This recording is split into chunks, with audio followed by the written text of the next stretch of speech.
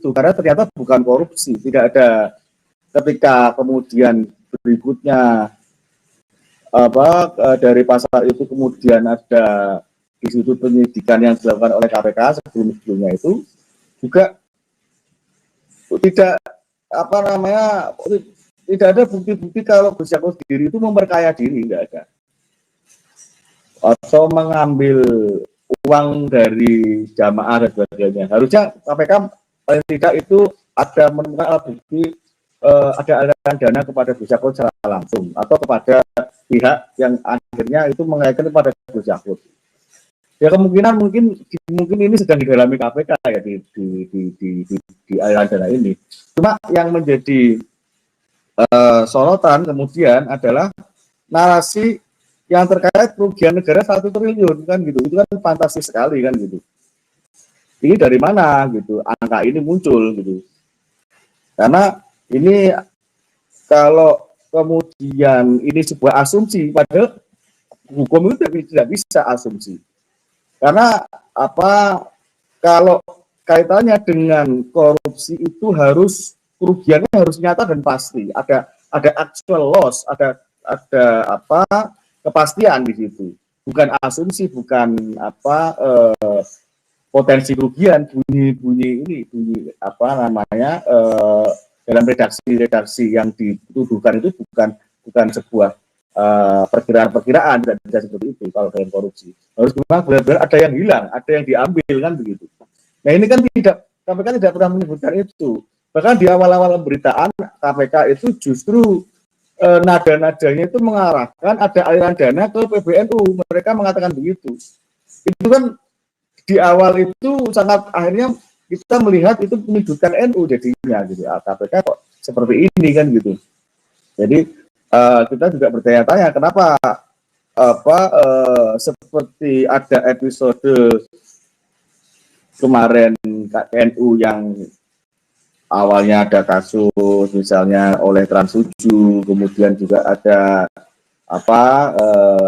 Gus Yahya yang kemudian dituduh terkait Zionis dan sebagainya. Dan memang di sebelum ini memang kuota haji itu memang sebelum ini ya kasusnya itu 2024 karena keputusan menteri itu agama itu juga di Juli kemudian Juli itu kan masih akhir periode Jokowi lah gitu, akhir periode Jokowi kemudian transisi masuk ke periodenya Prabowo gitu, kemudian juga di sekitar Juli 2025 itu kemungkinan juga muncul pansus ya di tanggal segitu ya, pansus dari DPR ya. Di situ juga dalam pansus itu PKB yang tampaknya itu pengen sekali pansus itu hak angket tentang haji itu muncul gitu. Nah, ya itu mungkin ketika secara teknis ditemukan misalnya tentang komputerisasi, manajerial, banyak hambatan, segala macam. Yang ngurusi 200.000 orang lebih itu secara perfect itu kan nggak mudah gitu kan, melayani umat gitu. Tapi artinya kalau itu hanya kesalahan manajerial itu ya tidak akan sampai kepada korupsi gitu. Tidak ada sampai pada tujuan korupsi gitu. Artinya harusnya yang angka 1 triliun itu harus dibuktikan oleh KPK gitu. Apakah ada kehilangan dari negara 1 triliun itu? Karena pada kenyataannya BPK itu sebagai auditor resmi ketika menyampaikan laporan yang tahun 2025 kemarin itu bahkan ada penghematan gitu. Bahkan angkanya sampai 601 miliar pada periode itulah 2024 gitu, laporan 2004 di 2005 itu. Nah, ini kan aneh artinya. Ada penghematan tapi kok dituduh korupsi gitu. Ada korupsi kan artinya itu ada pencurian, ada pengambilan. Kemudian misalnya diperiksa badan, kemudian dipanggil misalnya diperiksa bagian atau badan pengelolaan keuangan haji BPKH itu kan. Nah ini sebenarnya kan BPKH ini kan fungsinya bagi bendahara kan.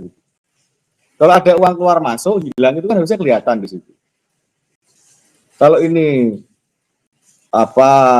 clear, tidak ada, bahkan laporannya itu juga surplus di tahun itu 11 triliun uang lebih lah surplusnya itu di tahun itu juga, dan itu sudah di proses KPK juga ternyata tidak ada masalah juga gitu.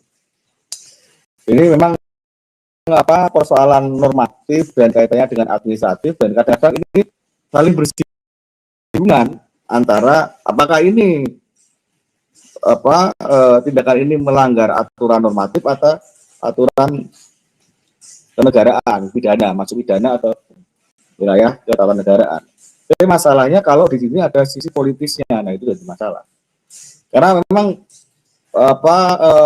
Gus Yakut ini kan orang yang bisa dibilang kader NU yang potensial, yang artinya dari Ansor, dan saya juga bertanya-tanya apakah mungkin beliau yang dulu memimpin Ansor dengan jutaan banser segala macam kok bahasa gampangnya itu kok rela makan uang nggak halal masuk kantong 1 triliun. 1 triliun menyembunyikan di mana itu juga susah gitu. Jadi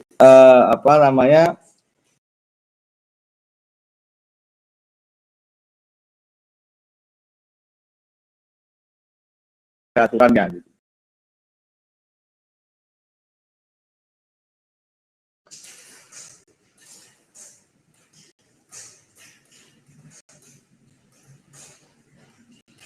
Kemudian Mas kurang di volumenya. Oke, cek. Dengar Gus?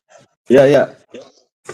Oke, berarti ini permasalahannya adalah salah tata kelola atau gimana Gus? Ini terkait hal yang tadi jenengan sampaikan, tidak ada aliran dana yang misalkan kalau ya ini kita belum tahu lah, masih menduga apakah masih proses juga dalam KPK, artinya belum masuk ke dalam transaksi pribadi atau memperkaya diri Gus Yakut ya. Apakah memang ini sebenarnya salah tata kelola atau seperti apa? Karena memang tadi yang menjadi berita yang menghebohkan kan negara rugi 1 triliun gitu loh. Nah ini di mana kira-kira kontradiktifnya Gus? Ya sebentar, ini saya tak buka undang-undangnya dulu nih.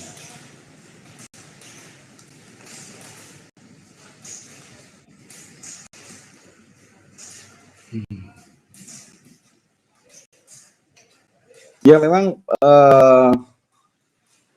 KPK ini di periode ini agak aneh ya menurut saya. Saya sependapat dengan Prof. Mahfud MD ya.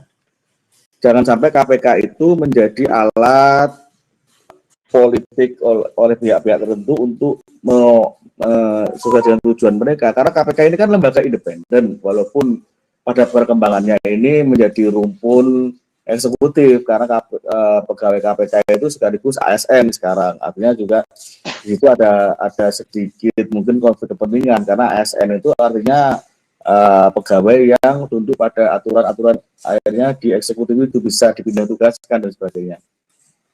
Nah, KPK ini sepertinya kok menutup mata gitu dengan peraturan yang ada dalam diskresi itu. Diskresi itu kan aturan yang membolehkan seorang pejabat itu mengambil tindakan-tindakan hukum, membuat aturan untuk mengisi kekosongan itu ya. Jadi pasal 22 di dalam undang-undang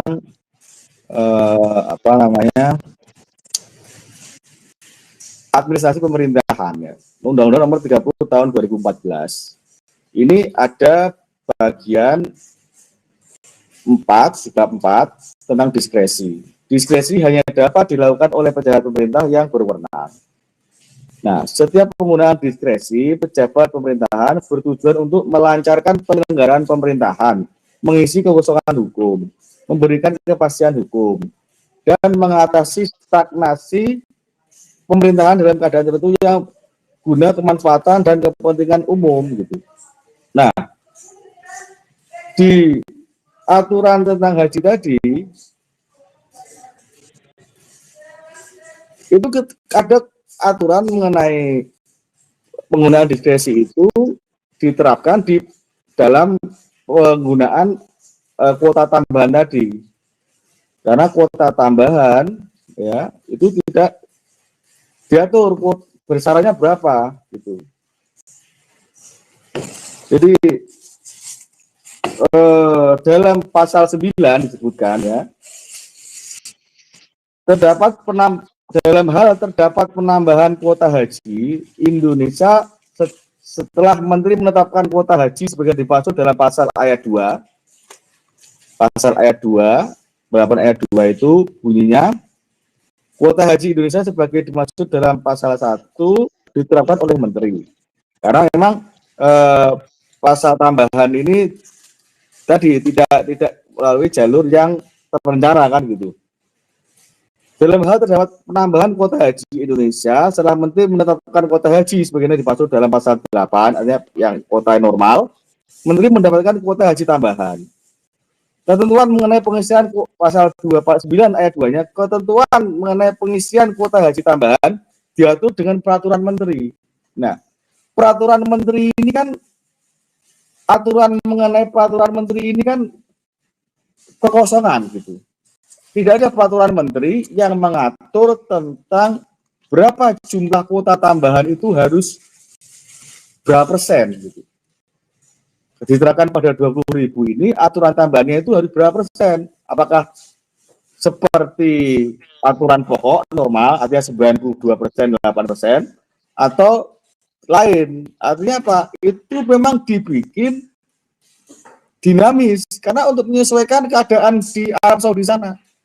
Karena kan setiap bulan haji itu kan pasti ada naik turun kondisi cuaca segala macam, kemudian juga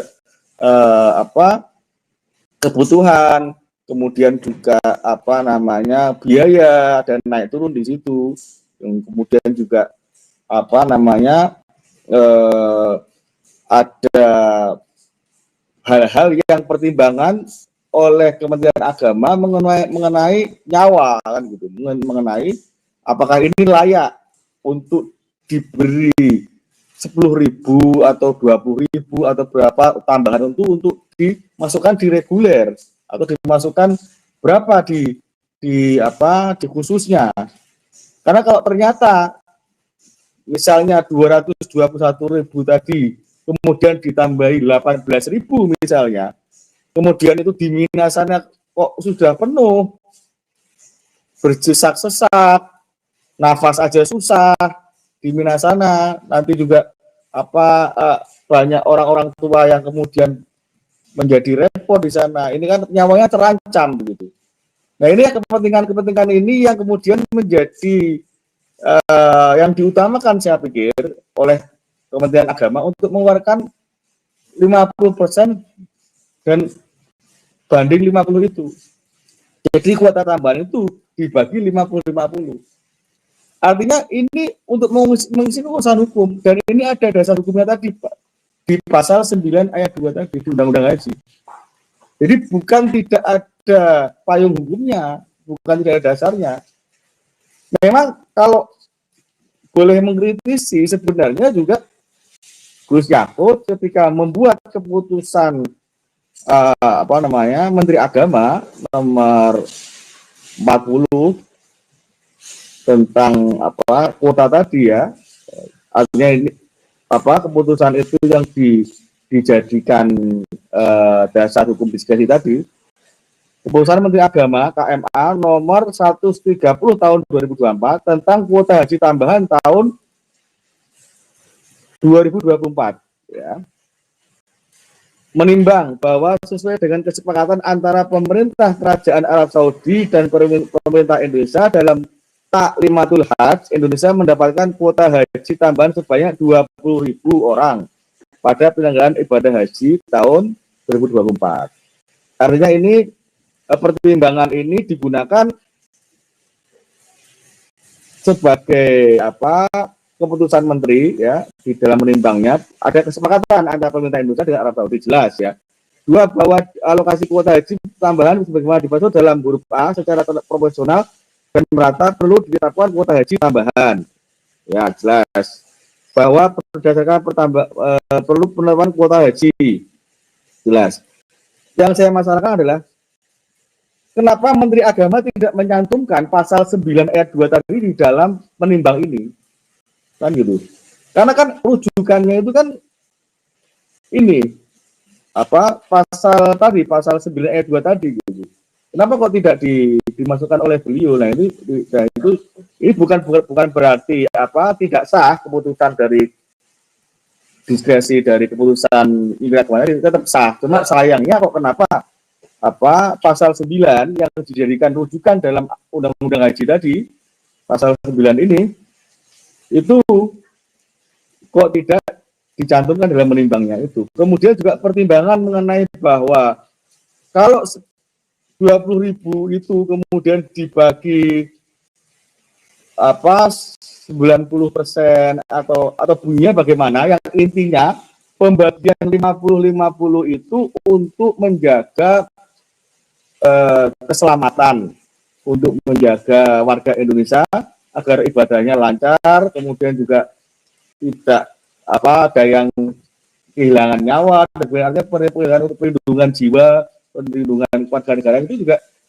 bahasa mungkin kalau hibdun nas penjagaan jiwa untuk dalam diksi Arab ya, mungkin kalau dimasukkan di undang-undang ya agak lucu ya, pakai yang persamaannya keselamatan atau perlindungan urusan itu kok tidak dicantumkan juga gitu. Masalah keselamatan nyawa ini dalam pertimbangannya itu juga saya juga heran kenapa kok legal draftingnya nggak mencantumkan itu gitu. Jadi aneh gitu. Tapi bukan berarti itu tidak sah, karena di dalam pasal 9 ayat 2 ini harusnya memang diatur dalam peraturan menteri. Nah, masalahnya peraturan menteri ini juga nggak ada. Harusnya kalau ada peraturan menteri ini mungkin lebih mudah, karena memang peraturan menteri itu harus melibatkan banyak konsultasi ke pihak-pihak yang berkaitan dengan peraturan, hampir kayak seperti undang-undang mini lah gitu, peraturan menteri, undang-undang kecil lah, konsultasi dengan DPR yang berkaitan dengan pengelolaan haji dan sebagainya. Dan memang kemudian yang karena ini tidak ada, akhirnya keputusan yang diambil ya lewat KMA nomor 140 itu. Jadi bukan berarti itu tidak sah gitu. Tidak bisa dikatakan itu kemudian melanggar pasal 64 tadi, harus kuota tambahan itu harus dibagi 92%, harus dibagi yang reguler 92%, yang khusus 8%. Itu tidak ada harus seperti itu. Kuota tambahan ya diatur oleh Kementerian Agama, oleh peraturan menteri, karena peraturan menteri kosong, ya itu diskresinya lewat tadi KMA itu. Jadi tidak ada sebenarnya yang ke arah-arah koruptif, tidak ada. Jadi ya ini agak mengherankan juga, akhirnya kenapa KPK itu seperti kok terburu-buru gitu ya? Bukan buru-buru, kok tidak seperti membaca undang-undang tidak secara utuh gitu. Kan ini kan sudah diawali oleh Pansus Haji. Kalau Pansus mencium ada tadi Pansus Haji itu yang antara dimotori oleh Muhaimin sendiri di situ gitu.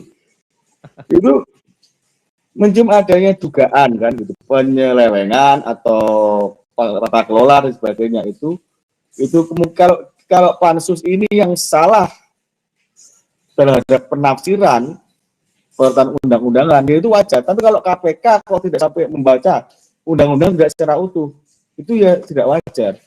Artinya proses tersangkanya Gus Yakut ini itu harusnya lewat pra peradilan itu bisa untuk diperadilankan itu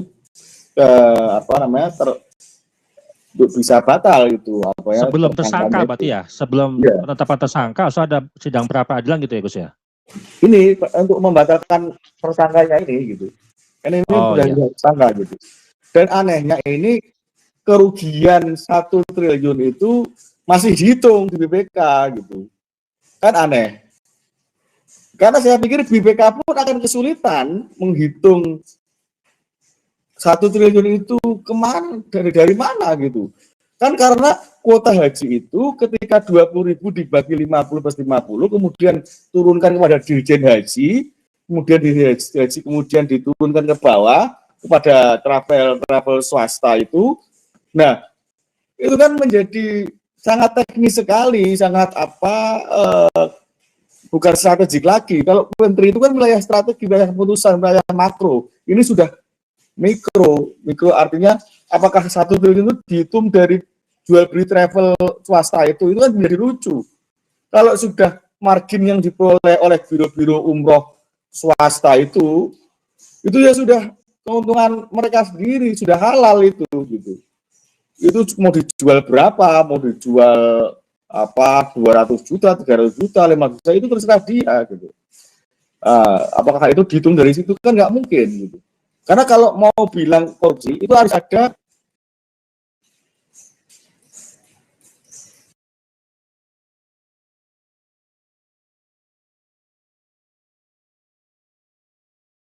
halo, agak ngelek ya?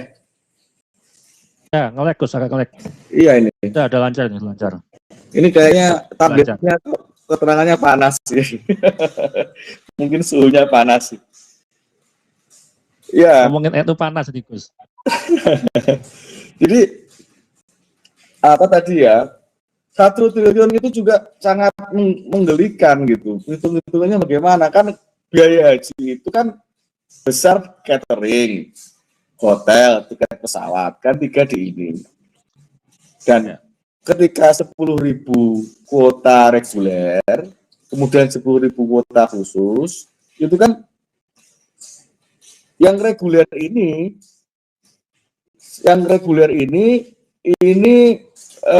normalnya itu biayanya sekitar hampir 100 juta. Nah, reguler ini mendapat subsidi dari pemerintah. Kira-kira ya kita warga negara Indonesia hanya membayar sekitar 60% lah. Disubsidi sekitar 30-an sampai 40 juta gitu. Artinya kita kenanya sekitar 50 jutaan sekian gitu. Nah, itu disubsidi. Artinya apa? Ketika porsi reguler ini tidak diberi banyak, diberikan kepada yang khusus ini kan tidak ada subsidi, dia bayar penuh gitu. Artinya ada penghematan sebenarnya gitu. Ketika kuota ini tidak diberikan kepada reguler, karena beban daripada pemerintah untuk mensubsidi itu juga tidak dikeluarkan kan gitu. Yang terjadi malah penghematan kalau dari sisi itu. Makanya saya pikir ini mungkin arahnya malah mungkin bisa SP3 gitu. Kalau harus dihentikan karena tidak memenuhi unsur kan gitu. Dan tim hukum dari Gus Yahya saya pikir harus bisa meminta ya permohonan kepada pengadilan, dalam ini Pengadilan Tata Usaha Negara, untuk menguatkan permohonan itu, putusan pengadilan nanti untuk menguatkan bahwa KMA, keputusan Menteri Agama nomor 140 tentang kuota haji itu dikuatkan dengan putusan PT-UN itu ya, ada di pasal 21 di undang-undang administrasi pemerintahan tadi, di undang-undang AP itu nanti dikuatkan bahwa ini tidak ada penyalahgunaan wewenang, tidak ada. Karena yang terjadi adalah bahwa keputusan Menteri Agama itu tidak berdiri di dalam ruang hampa, ada dasar hukumnya. Tapi narasi yang dibawa oleh KPK kan melanggar hukum ini, kan gitu. Melanggar karena dibaginya nggak rata ini gitu. Padahal ada di pasal 9 ayat 2 tadi bahwa ada kuota tambahan yang diatur tersendiri. Ada lex spesialisnya di situ lah. Gitu. Jadi ini mungkin nanti kalau ini terus KPK akan meluruskan ini ya, nanti saya pikir sangat mudah dipatahkan. Saya jadi heran KPK kok seperti ini. Artinya hanya menjadi apa ya? Kok tidak punya pendirian, hanya meneruskan apa yang dilakukan oleh Pansus saja. Pansus ngomong apa dia KPK ikut aja, kayaknya seperti itu. Jadi kan arahnya kok kemudian apakah kemudian NU yang kemarin saya tadi bilang sempat ada ontran-ontran kemarin itu kemudian ini dijadikan alat oleh oknum tertentu untuk mengatakan bahwa misalnya Gus Yahya mundur jenengan nih, kalau nggak mundur adik kamu tak masukin ini, kena ini kan gitu, bisa-bisa kan apakah jadi alat seperti itu kan gitu kan ada curigaan ke sana jadinya, karena kok dua rentetan itu saling berkaitan dan orang-orang yang berkaitan di situ juga ada berkaitan, karena Gus Yahya dengan Gus Yakut itu kan lebih dekat ke Jokowi kemarin-kemarin kan gitu. Ya. Artinya ketika Jokowi ini selesai,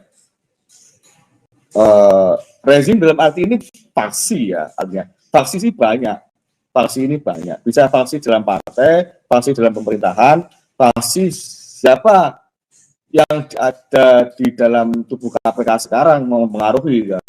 Karena dalam sistem hukum itu kadang-kadang pihak-pihak eksternal ini punya pengaruh besar, tekanan-tekanan politik ini yang menjadikan KPK tidak bisa independen, dan saya harap KPK hari ini tidak seperti itu kan gitu. Kalau Mahfud MD sampai ngomong bicara KPK sekarang kok aneh, ya ini dia jadi aneh sekali gitu kalau dari perspektif ini gitu. Jadi jangan sampai jadi alat untuk memukul, apalagi ini untuk memukul orang yang kaitannya lebih dekat dengan NU, karena beliau kader NU, bagaimanapun beliau ini orang yang dibesarkan dan membesarkan juga NU dan dari keluarga besar NU gitu. Jadi dan masih cukup muda untuk bisa terus berkembang. Ya ini kita di awal tahun ini disuguhi drama kakak beradik saudara yang kemudian menghiasi di dalam kancah politik, dalam arti bisa dikatakan politik pusat ya. Artinya kalau kemudian 20.000 itu tidak dibagi atau menurut pendapat orang lah, menurut perspektif yang lain itu tidak dibagi secara proporsional itu kemudian menghalangi. Itu juga tidak bisa dikaitkan ke korupsi, karena itu hanya persoalan administratif. Menghalangi itu kan hanya mundur saja gitu. Hanya administratif, artinya antrian itu mundur 1 tahun misalnya. Kan tidak ada kehilangan keuangan dan segala macam gitu. Ya mungkin bisa kehilangan waktu, cuma kan secara kerugian negara tidak bisa dikaitkan. Kemudian juga ada perbedaan dana haji itu. Dana haji ini kan sebenarnya dana privat gitu. Dan dana milik warga negara sendiri, kemudian dititipkan kepada pemerintah, kemudian dikelola oleh pemerintah, kementerian ya, agama, untuk kemudian dana ini dihimpun untuk dikelola agar memberi fasilitas kenyamanan pada untuk memberangkatkan haji itu. Artinya dana ini di luar APBN. Ya. Jadi kalau merugikan negara, apakah ini batasannya apa merugikan negara itu? Gitu. Batasannya apa? Kalau kemudian tidak ada kerugian negara, APBN tidak berkurang, kemudian tidak di dalam alokasi dana Badan Pengelolaan Keuangan Haji pun tidak mengatakan bahwa ini ada dana yang hilang, bahkan justru sebaliknya ada dihemat 601 miliar atau ratusan miliar, kemudian kok ada korupsi, ini kan aneh gitu. Aneh sebenarnya. Jadi kecurigaan ini akhirnya muncul karena dari pembacaan ini ketidakcocokan segala macam, dari pembacaan normatif, dari pembacaan ini banyak ketidaksinkronan gitu. Artinya syarat politis sekali kemudian dugaan ini muncul bahwa KPK ini sekarang kok arahnya menjadi alat politik untuk memukul pihak manapun, terutama dalam hari ini ya NU, karena NU afiliasi dari Gus Yakut kepada NU lebih kuat daripada afiliasi Gus Yakut terhadap PKB. Karena kenyataannya yang mengusung Gus Yakut itu bukan PKB, justru PKB itu yang mengusung angket haji itu di pansus DPR gitu, untuk bisa akhirnya terus bergerak sampai ke arah sini gitu. Nah ini ya dan awal-awal di pemberitaan yang muncul kan kemudian diperiksa siapa bahasa lama dan segala macam ya.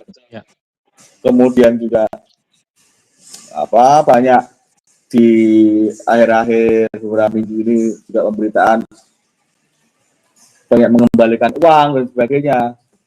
Loh ini belum final bahwa ini perkara yang ada yang dikorupsi, dananya itu aja BPK itu hitungannya aja belum selesai, atau bahkan dia bingung BPK itu menghitung yang mana, ini bagian yang mana, karena laporannya maksudnya sudah pengembalian itu Gus, maaf. Maksudnya pengembalian dana itu dari travel itu apakah bagian dari dugaan kerugian negara 1 triliun itu atau gimana Gus? Enggak. Gini, orang itu kalau orang yang kaitannya dengan haji itu kan sepertinya merasa orang itu suci lah begitu. Bahwa ini ibadah dengan bahwa ini dana ini juga amanah dan sebagainya. Kok ini ternyata ibadah kita kok dalam beribadah kok diganggu dengan proses-proses seperti ini ya, ternyata uangnya kok nggak halal dan sebagainya karena prosesnya tidak halal, karena ada penyalahgunaan wewenang, ada korupsi dan daripada pusing-pusing dikembalikan lah gitu. Dan orang awam itu cenderung takut, apalagi kalau sudah ada pansus haji ya, pikiran orang itu wah ini berarti haji bermasalah, ini berarti dikorupsi. Orang awam ini kan ketika berita ini muncul kemudian kan langsung aja persepsinya ya, langsung aja main hantam, berarti Gus Yakut itu koruptor nih kan gitu ya. Istri saya aja sebelum saya podcast ini bilang, mau ngapain bang podcast itu kan sudah jelas korupsi gitu, sudah jelas gimana. Istri saya awam juga kayak sama itu, di konsumsi komisi ini juga masuk ke pikiran mereka gitu, ngapain podcast tentang yang sudah jelas-jelas gitu. Istrinya bilang begitu, enggak, itu enggak jelas itu. Yang jelas itu KPK itu nggak baca undang-undang secara utuh atau tutup mata terhadap pasal 9 ayat 2 itu gitu. Dia hanya berpatokan pada undang-undang pasal 64 itu, dan itu diberlakukan sama dengan pasal 9 ini. Soalnya pasal 9 ini aturan yang sama dengan pasal 64, pembagiannya harus 96% tadi. Jadi ya pihak-pihak yang terutama tim kuasa hukumnya mudah-mudahan bisa pra peradilan sebelum masuk ke masuk ke sidang peradilan yang dalam proses ini ya bisa mengajukan itu. Dan kalau bisa mengajukan ini permohonan ke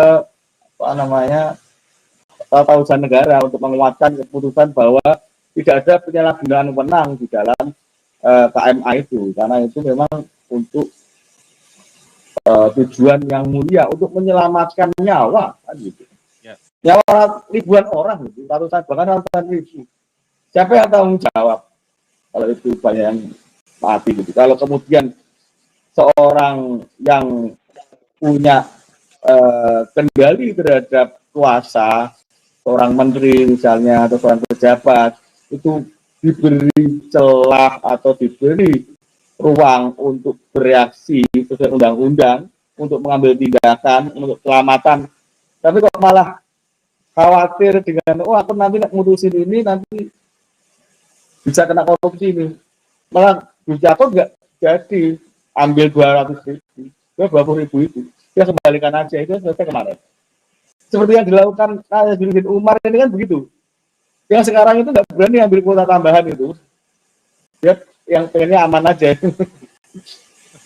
yang Nazarudin Umar tahun 2025 ini kayaknya nggak ada kuota tambahan itu, kalau saya nggak salah ya. Jadi ya main aman aja. Karena tetap pihak-pihak yang bikin ini makin keruh, makin tidak bisa jernih para sama warga negara ini, para nahdien segala macam itu dibikin bingung, beritanya begini-begini itu. Itu kalau baca undang-undang itu jelas kok. Pasal 9 ayat 2 itu jelas. Kenapa kemudian putusan Menteri Agama nomor tadi 420 atau berapa itu juga landasannya jelas. Jadi nggak ada yang sebenarnya yang perlu dikhawatirkan sebenarnya. Ya, jadi kalau kemudian persoalannya menjadi besar, ini ada apa gitu. Kalau dalam kacamata konspirasi, ya ini pesanan siapa gitu. Ini pesanan siapa geger ini gitu. Drama kali ini pesanan siapa gitu. Dalam kacamata konspirasi begitu jadi. Ya betul. Nah, terus NU ini kan ini kita bicara NU ya yang ikut terseret narasi gitu ya. NU tidak secara struktur sebenarnya mengelola kuota haji, Gus. Tapi namanya terus muncul dalam framing rezim, kemudian NU dan kekuasaan. Nah, mengapa NU yang tidak memegang kewenangan teknis justru menjadi target kecurigaan publik? Apakah ini murni kebetulan atau ada agenda delegitimasi sosial, Gus? Ya. Yang lebih masalah, NU memang tidak berdiri sebagai partai politik karena perkumpulan dan memang sudah tokoh ya. Dan Gus Dur juga sudah membuat PKB. Siapapun warga Nahdien kalau mau politik masuk PKB dan hanya ruang untuk berpolitik itu bagi NU tidak ada. Dan kemudian untuk menjadi seorang pejabat publik tidak berangkat jabatan, Kiai Maruf Amin misalnya mundur jadi Rois Am jadi wakil presiden. Kemudian juga seharusnya itu juga ditiru gitu. Seperti Saifullah Yusuf kemarin itu juga rangkap jabatan dia harusnya mundur dari sekjen gitu ya. Ternyata dia tidak mundur, itu juga dia melanggar ADR tapi dibiarkan gitu. Karena memang ya pembiaran itu sering terjadi gitu. Ya, memang tapi secara politis selalu diperhitungkan gitu. Selalu diperhitungkan dan selalu didengarkan. Artinya ketika misalnya Jokowi memberi ruang kepada NU untuk mengambil jatah Kementerian Agama, ya, dikatakan begitu kepada NU, itu ya karena afiliasi Gus Yakut itu juga ada PKB-nya gitu. Walaupun dalam faksi di PKB tidak jalan dengan Muhaimin, bisa dikatakan begitu. Gitu. Karena yang mengusung pansus ya termasuk Muhaimin di itu untuk pansus haji ini. Jadi artinya ada pertimbangan pemerintah bahwa organisasi NU ini yang menyangkut keagamaan, ormas Islam terbesar di Indonesia ini ketika diberi jatah Kementerian Agama, artinya pengelolaannya terhadap integrasi terhadap kebijakan pemerintah itu terserap ke bawah itu jadi mudah, kan gitu. Dan dikatakan ini tindakan kebijakan politik yang cukup praktis dan mudah yang dilakukan seorang presiden. Ambil aja NU yang terbesar, ketika kebijakan itu turun ya akan mudah terserap ke bawah kan gitu. Kalau daripada yang kecil-kecil kan gitu. Makanya Kementerian Agama itu pertimbangan banyak akhirnya kepada kader-kader NU dan mungkin begitu gitu. Nah, tapi masalahnya ketika NU sendiri tidak jalan dengan PKB lah, ini kan masalah. Tapi apa? Jatah Kementerian Agama ini ya jadi rebutan juga dengan PKB dengan faksinya Muhaimin ini gitu. PMN di dalam narasinya juga beberapa waktu yang lalu itu kalau nggak sanggup jadi menteri agama biar kader yang lain aja gitu, kader PKB malah dengan dia gitu, ini jadi menteri agama gitu. Jadi ada sounding seperti itu. Jadi memang apa namanya, kemudian kenapa Gus Yakut ini atau dalam kacamata itu sebenarnya gampang sih, siapapun yang menghalang-halangi ya disingkirkan gitu ya. Karena di dalam NU sendiri faksinya banyak, kan, otomatis faksi yang sekarang tidak sejalan dengan PBNU di situ ya ada Gus Yahya, ada Rois Am. Kemarin karena PBNU juga terjadi friksi-friksi, sekarang kubunya Rois Am, kubunya Gus Yahya, kan makin kecil. Jadi faksi ini kemudian saling menyesuaikan diri dengan konflik kepentingan di sini, saling menyesuaikan diri. Artinya siapa yang bisa mempengaruhi PBNU atau NU ke depan ya yang paling berpengaruh besar terhadap siklus di sini. Tapi ini menjadi sebuah ironi lah. Kenapa sesama nabi, sesama kader NU yang seharusnya ya nggak sampai seperti itu, gitu. Nggak sampai ada perlu konflik yang muncul di permukaan, gitu ya.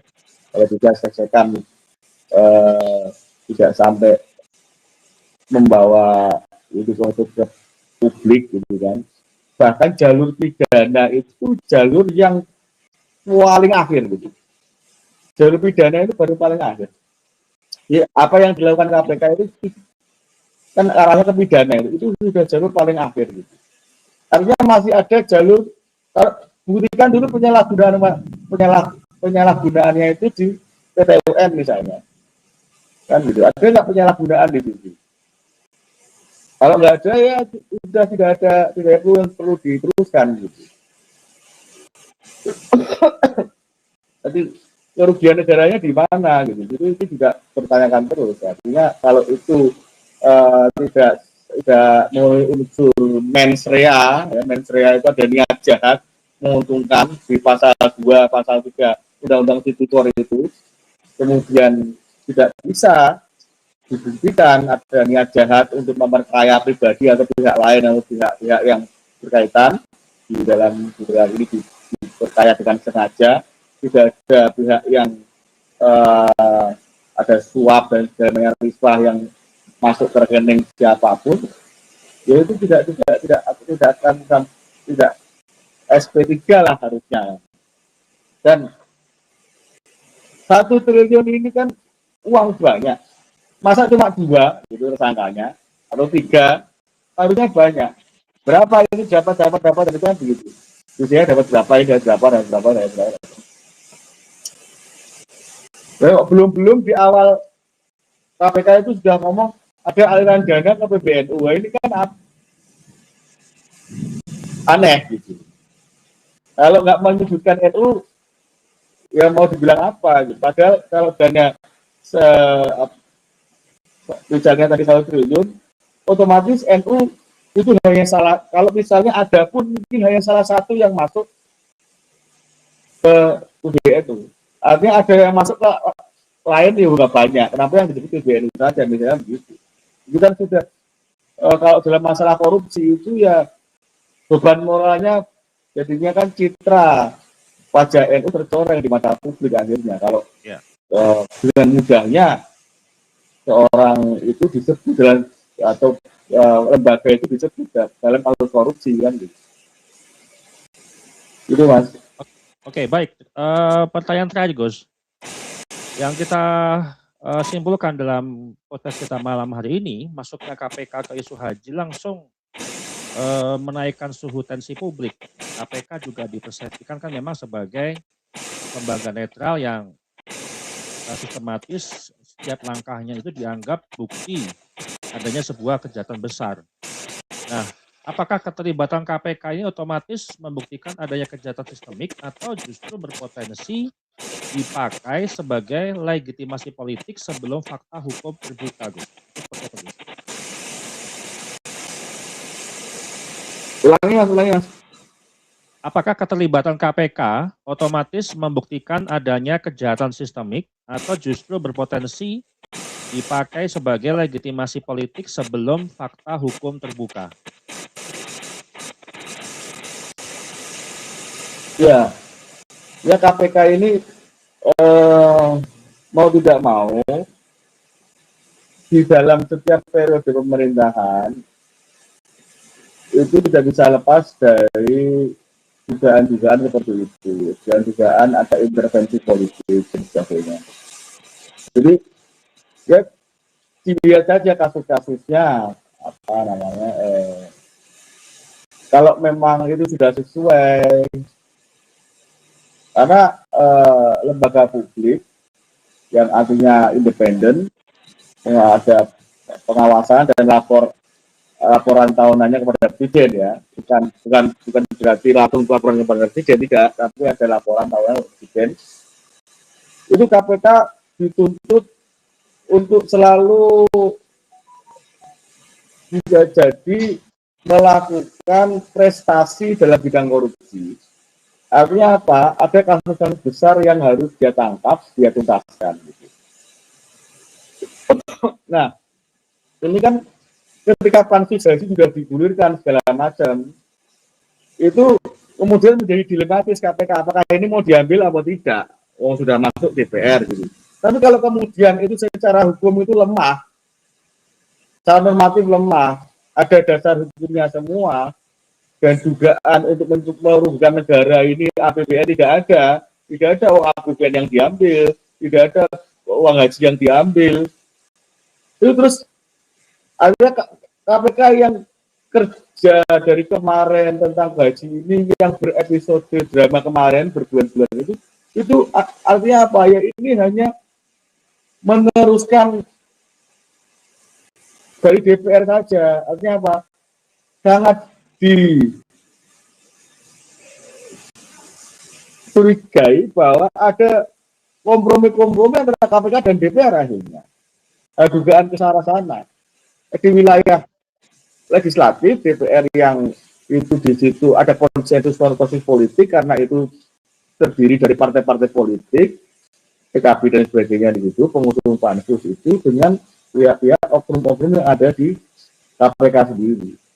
Kenapa dengan tuduhan selemah ini, ya, itu sampai membawa ini ke jalur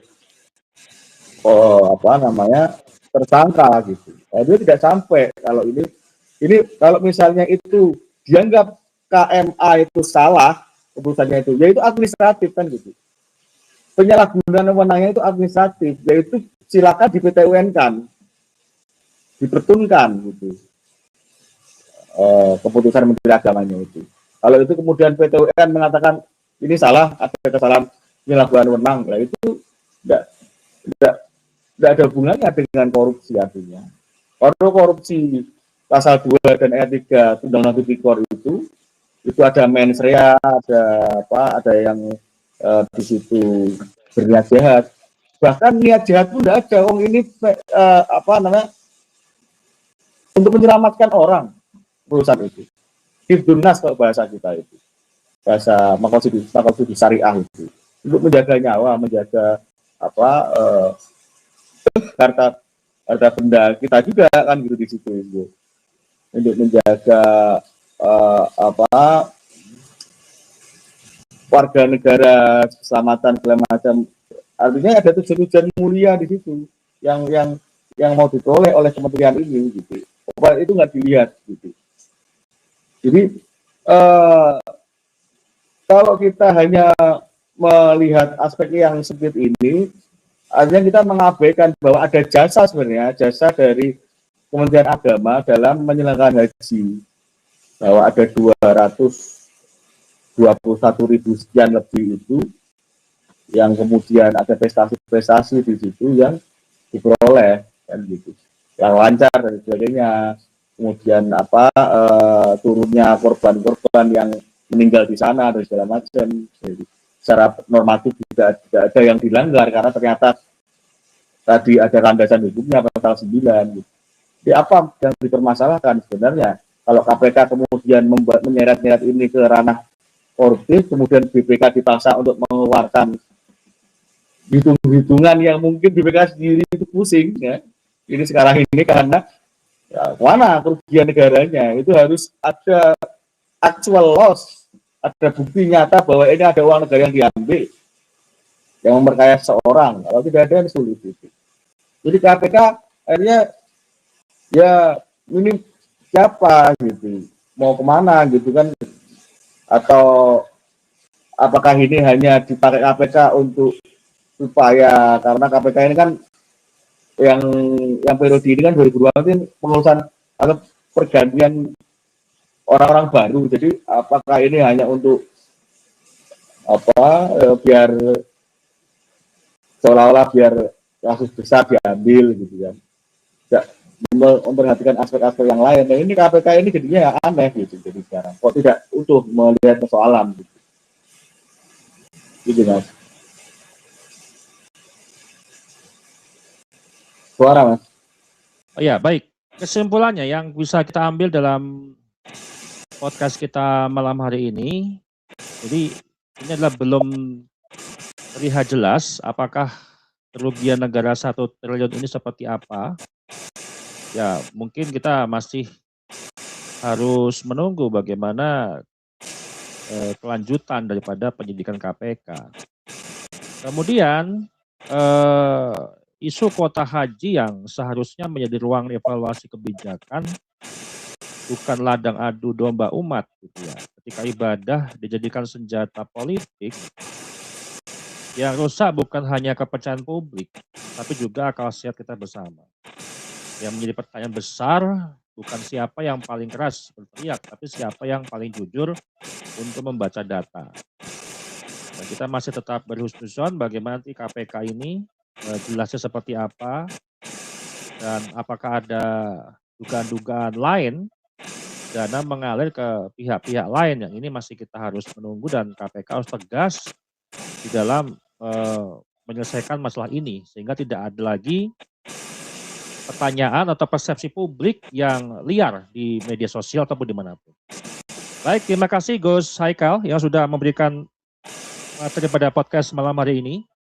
Kita akan ketemu lagi di episode-episode berikutnya, dan nanti jam 9 malam saya dengan K. Ubed dan Gus Aziz akan membahas terkait materi bedah buku yang kelima, buku Khurafat, membongkar khurafat ajaran Habib Balawi. Baik, terima kasih, jangan kemana-mana, kita akan kembali lagi di studio 2. Akhir kata saya ucapkan, wassalamualaikum warahmatullahi wabarakatuh. Waalaikumsalam warahmatullahi wabarakatuh. Terima kasih mas. Oke, makasih Gus, makasih, pamit.